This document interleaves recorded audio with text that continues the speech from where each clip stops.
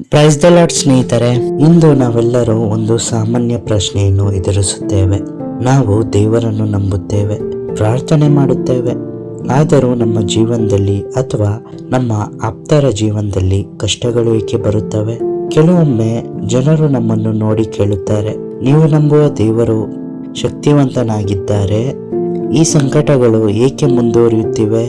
ಇಂದು ಇದರ ಬಗ್ಗೆ ದೇವರ ವಾಕ್ಯ ಏನು ಹೇಳುತ್ತದೆ ಎಂದು ತಿಳಿಯೋಣ. ಲೋಕದ ದೃಷ್ಟಿಯಲ್ಲಿ ಆಶೀರ್ವಾದ ಎಂದರೆ ಕೇವಲ ಆರೋಗ್ಯ ಮತ್ತು ಸಂಪತ್ತು ಮಾತ್ರ. ಆದರೆ ದೇವರ ವಾಕ್ಯವು ನಮಗೆ ಬೇರೆಯದೇ ಆದ ಸತ್ಯವನ್ನು ಕಲಿಸುತ್ತದೆ.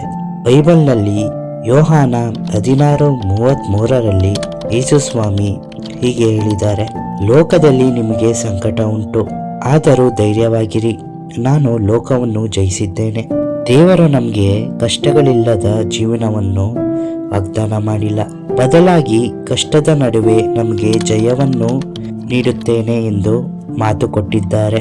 ದೈವ ವಾಕ್ಯವು 2 ಕೊರಿಂಥಿಯರಿಗೆ 12:9 ಹೇಳುವಂತೆ, ದೇವರ ಬಲವು ನಮ್ಮ ಬಲಹೀನತೆಯಲ್ಲೇ ಪೂರ್ಣವಾಗುತ್ತದೆ.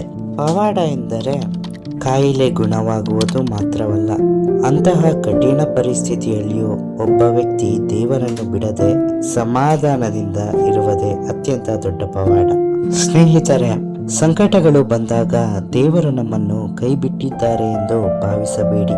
ಚಿನ್ನವು ಹೇಗೆ ಬೆಂಕಿಯಲ್ಲಿ ಸುಡಲ್ಪಟ್ಟು ಶುದ್ಧವಾಗುತ್ತದೋ ಹಾಗೆಯೇ ನಮ್ಮ ನಂಬಿಕೆಯು ಕೂಡ ಶೋಧನೆಯ ಮೂಲಕ ಬಲಗೊಳ್ಳುತ್ತದೆ.